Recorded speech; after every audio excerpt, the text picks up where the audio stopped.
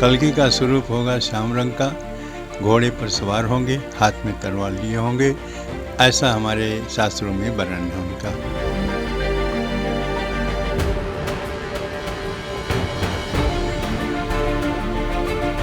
प्रदेश के संभल नामक क्षेत्र में भगवान विष्णु का अंतिम अवतार होगा, जो कल्कि अवतार होगा।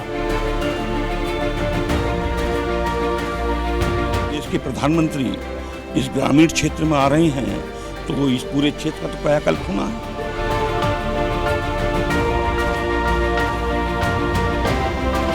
पूरी दुनिया में जो भारत का नाम रोशन कर रहा है, यह हमारे सौभाग्य का विषय है कि हमें नरेंद्र मोदी मिला है।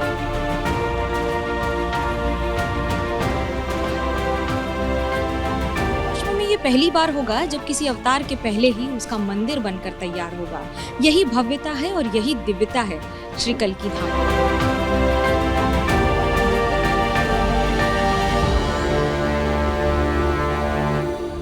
यूपी का संभल सज चुका है, पोस्टर और होर्डिंग से शहर पट चुका है।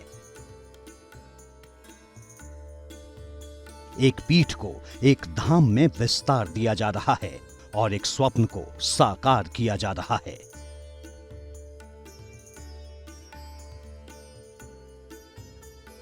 उन्नीस फरवरी सनातन के लिए एक और शुभ घड़ी, क्योंकि कल्कि धाम की आधारशिला रखने संभल आ रहे हैं प्रधानमंत्री।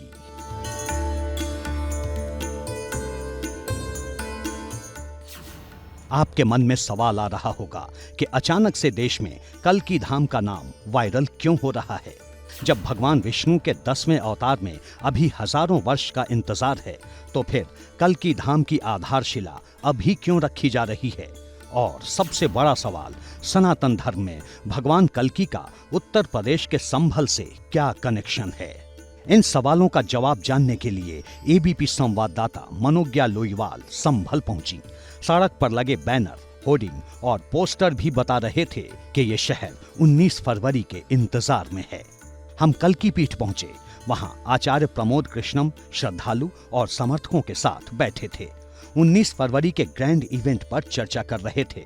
प्रमोद कृष्णम ही कल्कि पीठ के पीठाधीश्वर हैं। कुछ दिन पहले तक ये कांग्रेस के जाने माने नेता थे, लेकिन पार्टी ने इन्हें 6 साल के लिए निष्कासित कर दिया। एबीपी न्यूज से बातचीत में प्रमोद कृष्णम ने कल्कि धाम से जुड़ी वो बात बताई जिसे सुनकर हम चौंक गए। मनोज्ञा, ये देखो, ये धाम का एक मॉडल है। दुनिया में, मैं भारत की बात नहीं कर रहा, दुनिया में जितने धाम हैं उनमें भगवान के एक एक गर्भगृह हैं।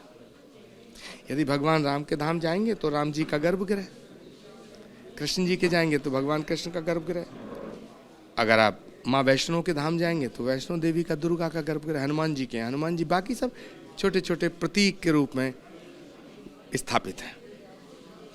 कल्कि धाम दुनिया का पहला ऐसा धाम होगा, पहला, जिसमें भगवान विष्णु के 10 अवतारों के 10 अलग अलग स्वरूपों के अलग अलग गर्भगृह होंगे।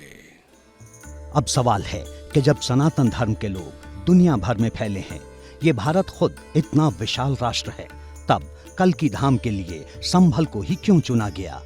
इस सवाल का जवाब कल्कि धाम के द्वार के ऊपर लिखा है। श्रीमद् भागवत महापुराण के एक स्कंद की पंक्तियों में ही संभल का क्लिक कनेक्शन छिपा है। संभल ग्राम मुख्यस्य ब्राह्मणस्य महात्मनः भवने विष्णु यशसः कल्कि पार्दु भविष्यति। इसका मतलब है कि संभल नाम के गांव में विष्णु यश नाम के एक ब्राह्मण होंगे, परोपकारी और बड़े धार्मिक होंगे। उस विष्णु भक्त ब्राह्मण के घर में ही कल्कि भगवान अवतार ग्रहण करेंगे। पुराणों में वर्णन किया गया है कि भगवान विष्णु श्री कल्कि का अवतार लेकर कलयुग में अवतरित होंगे, लेकिन कलयुग में संभल इलाके में ही होंगे, क्योंकि दक्षिण में गंगा नदी बह रही होगी। इसलिए ये माना जाता है कि इसी इलाके में उनका जन्म होगा। लेकिन जन्म के बाद कैसे ये पता लगेगा कि यही कल्कि के अवतार हैं? इसकी भी कई भंगिमाएं हैं। पहला माना जाता है कि वो अपने श्वेत अश्व देवदत्त के ऊपर सवार होंगे। दूसरा ये कहा जाता है कि उन्हें ब्रह्म ज्ञान प्राप्त होगा और परशुराम खुद उन्हें आकर शस्त्र देंगे और माता वैष्णो देवी उनके चरणों में पद्म के रूप में अवतरित होंगी। यहाँ हमें एक और चौंकाने वाली बात पता चली। कल की पीठ में मंदिर की सजावट का जिम्मा कई सालों से मोहम्मद असलम और यामीन कर रहे हैं। अब इनकी भी चाहत है कि जल्दी से कल की धाम का शिलान्यास हो। हम तो ठीक देखते हैं, कोई दिक्कत नहीं। हमारे लिए तो बहुत बढ़िया, हमारे लिए इतनी बढ़िया सरकार है, प्रधानमंत्री बढ़िया है और हमारे मुख्यमंत्री जी बढ़िया है, हमें कोई दिक्कत नहीं। 15-17 साल हो गए हमें काम करते हुए सर यहाँ, और बढ़ता ही जा रहा है, कम नहीं हो पा रहा। अब हमारा मंदिर बन रहा है, अब हमें उसमें भी फूल लगाने का मौका मिलेगा। आज हम छोटे मंदिर में, अपने पुराने मंदिर में फूल लगा रहे थे, आज हम नए मंदिर में फूल लगाएंगे। कल की धाम का मॉडल देखकर अंदाजा लगाया जा सकता है कि जब मंदिर बनेगा तो कितना विराट बनेगा। आचार्य प्रमोद कृष्णम 19 फरवरी के इम्पैक्ट को 22 जनवरी जैसा ही प्रभावी मानते हैं। आचार्य ने हमें कल की धाम से जुड़ी एक और बड़ी बात बताई। कल की धाम के गर्भगृह में सभी 12 ज्योतिर्लिंगों की मिट्टी, पावन मिट्टी, और सभी प्रमुख नदियों का जल, सप्तपुरी की मिट्टी, ये सब लाई जा रही है। और श्री नरेंद्र मोदी जी के कर कमलों द्वारा उसकी जो कूर्म शिला है, जो आधारशिला बोलते हैं, जो मध्य में स्थापित होगी, उसका विधि विधान से पूजन किया जा रहा है।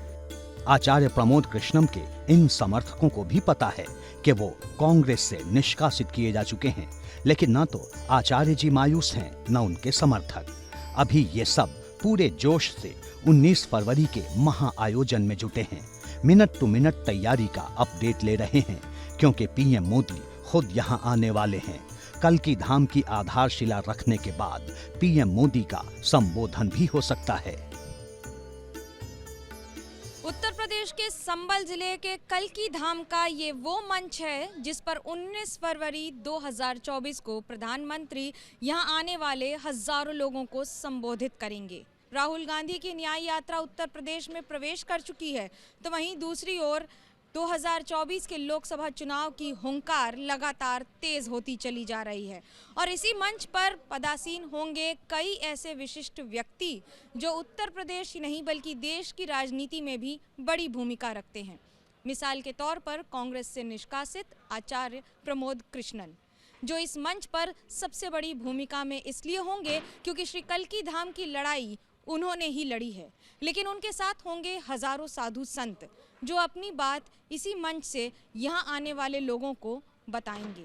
ऐसे में करीब 1 घंटे तक चलने वाले इस समारोह से कम पश्चिमी उत्तर प्रदेश की राजनीति में हलचल होना लाजमी है। कैमरा पर्सन राजेश कुमार के साथ मनोज्ञा लोईवाल, श्री कल की धाम, एबीपी न्यूज़।